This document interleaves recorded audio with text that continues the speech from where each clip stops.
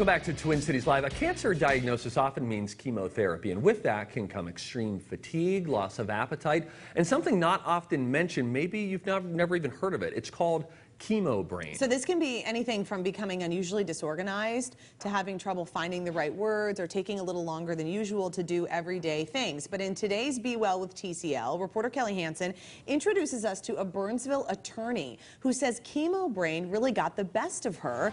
That is until the LearningRx program helped her IQ to jump 17 points. 7 years ago, at the age of 38, Elizabeth Porter was diagnosed with stage 4 lymphoma. Started chemotherapy in November of 2011. I had to complete 12 rounds of chemotherapy over the course of 6 months, and that was completed on Friday, April 13th, 2012. Those are dates Elizabeth says she'll never forget, but the chemo did make a lot of things foggy. What ultimately led me to seek out LearningRx was an argument at home that I was having with my husband. We all have them over recycling. I was pointing to a stack of boxes that were lined up to be taken down to the recycling room and calling them plants. And that was devastating. Elizabeth is an attorney and didn't want what she calls chemo brain to affect her work. I call it my mental file cabinet. If I can't think of the word I want to use, I never had trouble opening that file cabinet and selecting another word. As time went on after the chemotherapy treatment, I was having trouble opening the file cabinet. Words weren't coming to me, so then I was having to rephrase things. I always use notes, so I had that as a backup, but it wasn't comfortable. So for 3 months, she worked with a trainer 3 days a week, an hour and a half each session. We've done a lot of stories on children that have done the program. Did you think it would work for an adult? I wasn't sure. I'd heard about Ben Utek and his experience with LearningRx post-concussion, and so I was intrigued.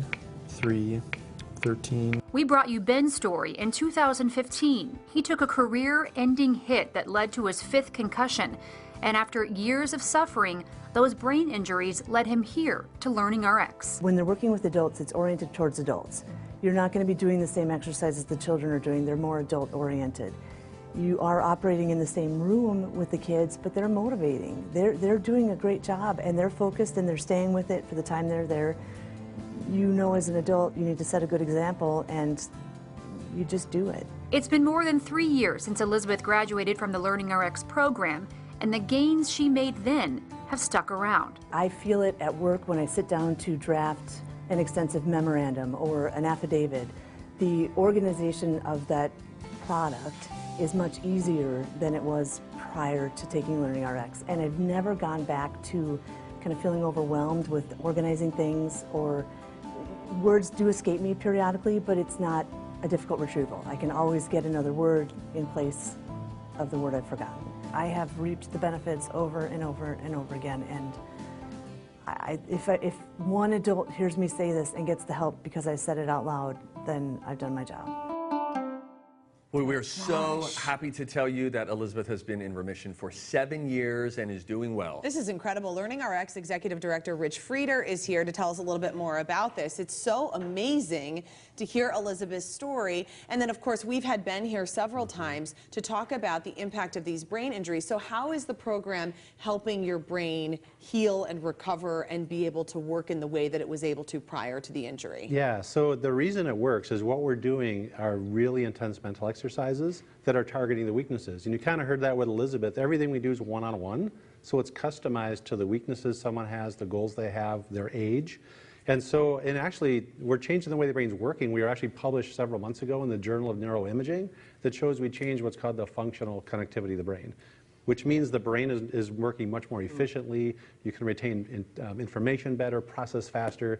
So whether it's things like chemo brain as a type of traumatic brain injury, or Ben Utek with concussions, individuals with strokes, car accidents, children at birth who have had brain injuries, veterans who have had combat related. We've actually had research published in our ability to help individuals in those scenarios. That's incredible. Yeah. It's really wild, too. It seems that when you do this, and I've done just a little bit of the testing here live on the show, it forces your brain, this sort of training forces your brain to, it's almost like doing an advanced aerobics class or a group fitness class where you really have to learn what's going on and pay attention. It seems that it's this intentional effort to get your brain doing things that normally it just doesn't seem to do.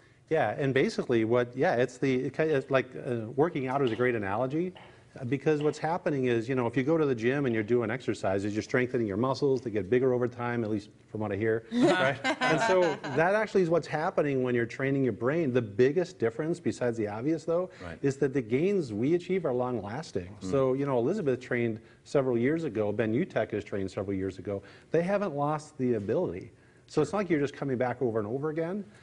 Because once you improve the skill, as long as there's not another injury, the gains stay with that individual, for a long period of time. Okay, what happens though if someone has sustained a brain injury? How long after the injury? Should it be right away that they should come in and see you? When should they reach out and try to get some help? Yeah, great question. So I would say, like, if it's immediately after, we're not the right place to go first, because an individual needs to go through some healing, some physical healing. There's typically kind of a rehab process that happens. Okay. That can be anywhere from a month to even 12 months, depending on how, like, if it's a serious car accident.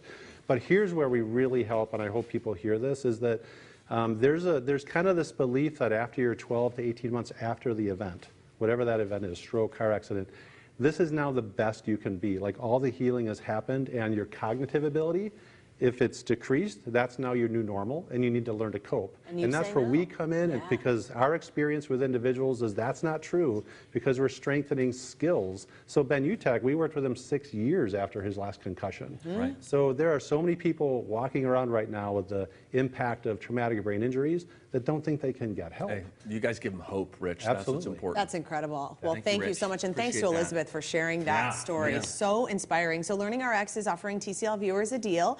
You can call and mention Twin Cities Live to get that initial assessment for $75.